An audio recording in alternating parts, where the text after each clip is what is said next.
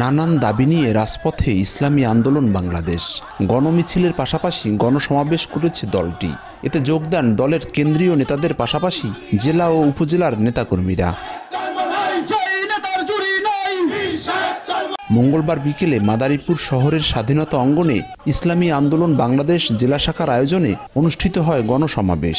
এতে সংগঠনের নেতারা তাদের বক্তব্যে বলেন, দেশের মানুষের সঠিক গণতন্ত্র আদায়ে পিআর পদ্ধতিতে নির্বাচনের কোনো বিকল্পই নেই।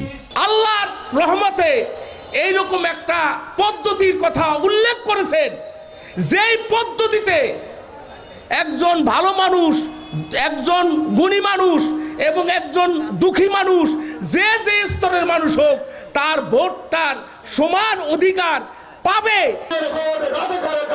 অনুষ্ঠানে প্রধান অতিথির বক্তব্যে ইসলামী আন্দোলন বাংলাদেশের আমির ও চরমনাইর পীর মুফতি সৈয়দ মোহাম্মদ রেজাউল করিম বলেন, রাষ্ট্রীয় সংস্কার আর দৃশ্যমান বিচার পাশের দেশ ভারত চায় না।